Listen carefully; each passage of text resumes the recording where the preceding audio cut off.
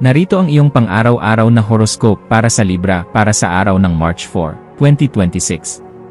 Sa pagdating ng umagang ito ng March 4, mararamdaman mo ang isang napakagaan na enerhiya na tila humihimok sa iyo na hanapin ang perpektong balance sa bawat aspeto ng iyong buhay. Mula sa iyong mga iniisip hanggang sa iyong pakikipag-ugnayan sa ibang tao.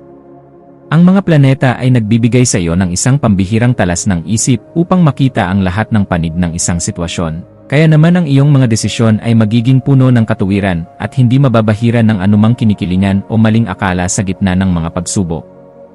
Gamitin ang biyayang ito upang ayusin ang iyong mga prioridad at huwag kang matakot na magsalita para sa kung ano ang tama dahil ang iyong boses ay nagtataglay ng isang uri ng kapayapaan na kayang magpatahimik sa anumang ingay o gulo na dumarating sa iyong paligid. Pagdating sa iyong karera at mga tungkulin sa trabaho, ang petsang ito ay nagbubukas ng isang mahalagang pagkakataon kung saan ang iyong galing sa pakikipag-ugnayan at ang iyong pagiging masigasig sa pagbuo ng pagkakaisa ay lubos na kikilalanin ng iyong mga nakatataas at kasamahan. Mapapansin nila ang iyong kakayahan na maging isang mahusay na tagapamagitan sa mga diskusyon na nangangailangan ng mahinahong solusyon. Kaya naman ang iyong presensya ay magiging susi upang maging mas produktibo ang inyong buong pangkat sa araw na ito. Huwag kang mag-atubiling ilahad ang iyong mga malikhaing ideya para sa ikaunlad ng inyong kumpanya dahil ang iyong mga mungkahi ay nagtataglay ng sapat na linaw na magdadala sa inyo patungo sa tagumpay na matagal na ninyong pinaplano para sa inyong profesional na asenso. Sa usaping pananalapi, ang araw na ito ay humihingi ng isang matalinong pagsusuri sa iyong mga gastos, lalo na sa mga bagay na may kinalaman sa sining, kagandahan, o mga sosyal na aktibidad upang masiguro na ang iyong pondo ay nananatiling sapat para sa iyong hinaharap.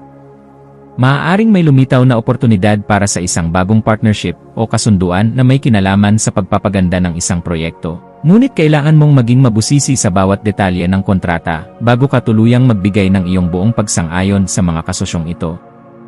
Ang pagiging masinop sa iyong mga transaksyon at ang paglalaan ng sapat na bahagi ng iyong kita para sa iyong sariling seguridad ay magbibigay sa iyo ng kapanatagan na kailangan mo upang mapangalagaan ang iyong yaman ng walang anumang mabigat na alalahanin. Ang aspeto ng pag-ibig at pakikipag-ugnayan ay nasa isang yugto ng matinding tamis at romansa, kung saan ang iyong puso ay naghahangad ng isang relasyon na nakabatay sa sapat na paggalang at pagkakapantay-pantay sa bawat desisyong ginagawa ninyong dalawa. Ang pagpapakita ng iyong pagmamahal sa pamamagitan ng paggawa ng mga maliliit na sorpresa, at ang pagbibigay ng sapat na oras upang makinig sa mga saloobin ng iyong katuwang ay lalong magpapatatag sa inyong ugnayan sa bawat sandali ng inyong pagsasama. Ngayong araw, para sa mga naghahanap pa ng makakasama, ang iyong kaakit-akit na aura at ang iyong marangal na pagtrato sa kapwa ay magsisilbing magnet para sa mga taong naghahangad ng isang partner na marunong magpahalaga sa ganda ng bawat sandali at may malinis na layunin. Ang iyong kalusugan ay dapat maging isa sa iyong mga pangunahing prioridad sa pamamagitan ng pagbibigay ng sapat na atensyon sa iyong balakang at sa iyong mga bato na maaaring makaramdam ng pagod dahil sa hindi balanseng pagkain o kulang sa pag-inom ng sapat na tubig sa maghapon. Ang iyong katawan ay humihiling ng isang maayos na dieta at sapat na pahinga upang muling maibalik ang iyong ningning habang tinatapos mo ang iyong mga obligasyon sa loob at labas ng iyong tahanan ng may sapat na kagaanan ng loob. Ang pagsasagawa ng mga ehersisyong nagpapabuti sa iyong balanse gaya ng yoga o simpleng pag-unat ng iyong katawan sa gitna ng trabaho ay makakatulong upang mailabas ang mga negatibong toxins at mapalitan ito ng sariwang lakas na magpapatatag sa iyo. Sa iyong pakikipagkapwa-tao, ang iyong papel bilang isang matalinong tagapayo at mapagkalingang kaibigan ay magiging sentro ng atensyon, lalo na sa mga taong dumadaan sa mahihirap na pagpapasya at nangangailangan ng iyong objetibong pananaw upang maging maayos ang lahat. May isang tao na maaaring lumapit sa iyo upang humingi ng tulong tungkol sa kung paano magkakaroon ng kapayapaan sa kanilang sariling mga relasyon, at ang iyong mga salita ay magsisilbing gamot na magbibigay sa kanila ng bagong direksyon at linaw ng isipan.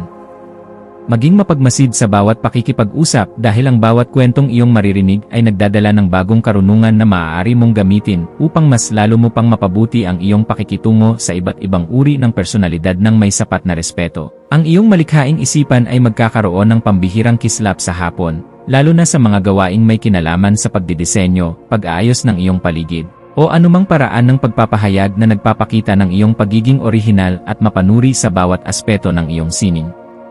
Huwag mong limitahan ang iyong sarili sa mga karaniwang pamamaraan lamang. Bagkus ay subukan ang mga makabagong estilo na magpapakita ng iyong galing habang pinapanatili ang kalidad at dangal ng iyong mga gawa para sa iyong sariling kagalakan at kasiyahan. Ang pagbuo ng isang bagay na may layuning magbigay ng kagaanan at inspirasyon sa marami ay nagbibigay sa iyo ng ganap na tagumpay na sadyang napakahalaga para sa iyong emosyonal na pag-unlad bilang isang tao na may pangarap. Para sa pamilya, asahan ang isang kaganapan sa loob ng tahanan na mangangailangan ng iyong pagiging mahinahon upang maging maayos ang takbo ng inyong samahan sa kabila ng mga posibleng tensyon tungkol sa mga usaping kailangang pagpasyahan ng nakararami. Ang iyong presensya ay magbibigay ng kagaanan dahil kaya mong magpaliwanag sa paraang hindi nakakasakit at may sapat na pagkilala sa nararamdamang pangangailangan ng bawat miyembro ng iyong pamilya sa bawat oras na kayo ay nag-uusap tungkol sa inyong mga plano. Maging mapagpatawad sa mga pagkakamali ng iba at maging isang gabay na laging handang protektahan ang kapayapaan sa loob ng bahay, dahil ang matatag na pundasyon sa loob ng tahanan ang tunay na lakas na magtataguyod sa iyo sa bawat pagsubok. Ang iyong intuisyon ay magsisilbing isang matalas na kumpas sa pagpapasya tungkol sa isang bagong oportunidad na may kinalaman sa iyong personal na paglago o sa pagpapaganda ng iyong sariling kasanayan sa pakikipag-ugnayan sa mga taong may mataas na katayuan. Kung may nararamdamang udyok na ayusin ang iyong kapaligiran o bumili ng mga kagamitan na magpapadali sa iyong mga gawain sa araw-araw, gawin ito ngayon, dahil ang daloy ng enerhiya ay pabor sa mga gawaing nagdadala ng bagong simula at kalinisan. Ang iyong panloob na boses ay malakas na nagpapaalala na handa ka na para sa isang mas mataas na antas ng kaganapan sa iyong pagkatao, kaya pakinggan ito, at huwag hayaang ang mga alinlangan ay humadlang sa iyong asenso patungo sa tagumpay. Sa aspeto ng edukasyon at pagkuha ng karunungan, ang iyong isipan ay magiging kasing talas ng isang kidlat na handang unawain ang bawat komplikadong impormasyon upang mahanap ang pinakaugat ng katotohanan sa iyong mga pinag-aralan ngayong araw. Gamitin ang panahong ito upang magbasa ng mga materyales na magpapalawak ng iyong pangunawa sa mga usaping legal, pilosopikal, o sa mga sining na nagbibigay ng bagong perspektibo dahil ang mga ito ay sadyang makakatulong sa iyong pag-unlad. Ang bawat impormasyon na iyong matututunan ay magsisilbing hiyas sa iyong isipan, kaya huwag kang titigil sa paghahanap ng liwanag hanggang sa marating mo ang ganap na kalinawan na iyong matagal nang hinahanap para sa iyong seguridad at kagaanan ng loob. Iwasan ang pagiging masyadong indecisive o ang sobrang pag-isip sa mga maliliit na bagay upang hindi ka mawalan ng mahahalagang pagkakataon na dumarating sa iyong harapan dahil lamang sa takot na makagawa ng maling desisyon sa isang sandali. Ang pagpapanatili ng isang balanse sa pagitan ng iyong puso at ng iyong lohika ay isang kasanayan na dapat mong pagtuunan ng pansin ngayong araw upang mas lalo kang irespeto ng mga taong nakapaligid sa iyo sa iyong trabaho. Ang pagpili sa kung ano ang nakakabuti sa iyong pangmatagalang mithiin nang hindi isinasakripisyo ang iyong mga prinsipyo ay magbibigay sa iyo ng mas mabilis na resulta at mas malalim na kagalakan sa bawat sandali ng iyong pagkilos sa labas. Ang iyong espiritual na aspeto ay nangangailangan din ng pagkalinga sa pamamagitan ng paghahanap ng sandali ng katahimikan sa gitna ng iyong abalang schedule upang muling makakonekta sa iyong panloob na lakas na nagbibigay ng direksyon sa iyong buhay. Ang pagninilay-nilay tungkol sa iyong mga tunay na hangarin ay magbibigay sa iyo ng sagot kung bakit kailangan mong maging matatag at kung paano mo magagamit ang iyong talino para sa kabutihan ng iyong sarili at ng iyong kapwa-tao. Ang pagpapasalamat sa bawat biyaya, maliit man o malaki, na iyong natatanggap ay magbubukas ng pinto para sa mas marami pang milagro, kaya panatilihin ang iyong integridad at ang iyong pagiging marangal sa lahat ng pagkakataon na ibinibigay sa iyo. Maging mapagmasid sa mga dokumento, email, o mga mensaheng iyong matatanggap ngayong hapon, at siguraduhin na naintindihan mo ang bawat detalye bago ka magbigay ng iyong pagsang-ayon upang maiwasan ang anumang aberya sa iyong mga transaksyon sa hinaharap. Ang paghingi ng payo sa mga taong pinagkakatiwalaan mo o sa iyong mga mentor ay isang matalinong hakbang na dapat mong gawin upang maprotektahan ang iyong mga interes at ang iyong pinaghirapan sa loob ng mahabang panahon ng iyong pagsikap. Ang pag-iingat sa ganitong mga usapin ay magbibigay sa iyo ng kapanatagan na ang iyong mga hakbang ay nasa loob ng katuwiran at hindi ka malalagay sa alanganin dahil lamang sa kakulangan sa mabusising pagsusuri ng impormasyon. Sa pagdating ng gabi, maglaan ng oras upang ayusin ang iyong kapaligiran at ang iyong isip sa pamamagitan ng paggawa ng mga ritual na nagpapakalma sa iyong sistema gaya ng pakikinig sa musika o pagligo ng maligamgam na tubig. Ang kaayusan sa iyong kapaligiran ay direktang nakakaapekto sa iyong pakiramdam. Kaya ang pagliligpit ng iyong mga kagamitan at ang pag-aayos ng iyong kwarto ay makakatulong upang maalis ang mga tensyon sa iyong isipan na dulot ng sobrang pagpapakapagod. Ang pagpapasalamat sa bawat tagumpay na iyong nakamit sa araw na ito ay magpapanatili sa iyong positibong disposisyon, na siyang magsisilbing magnet para sa mas magagandang balita na darating sa iyong pintuan bukas para sa iyong patuloy na ikaunlad at kagalakan.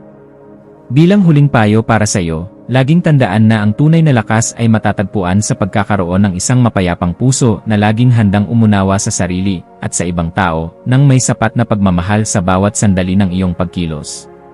Manatiling nakatutok sa iyong sariling landas habang nagpapakita ng malasakit sa mga taong nasa paligid mo, dahil ang kaganapan ng iyong pagkatao ay matatagpuan sa pagbabahagi ng iyong liwanag ng may dangal sa lahat ng pagkakataon na ibinibigay sa iyo.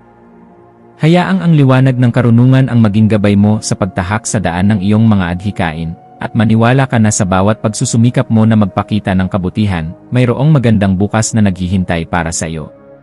Ang iyong mga maswerteng numero para sa araw na ito ay 6, 15, at 19. Ang iyong maswerteng kulay ay pastel blue o pink na sumisimbolo sa pagkakaisa at pagmamahal. At ang maswerteng gawain para sa araw na ito ay ang pag-aayos ng iyong sala, ang pakikipag-usap sa isang taong nangangailangan ng payo, o ang pagbisita sa isang lugar na puno ng sining upang makuha mo ang kailangang inspirasyon para sa iyong susunod na malaking proyekto.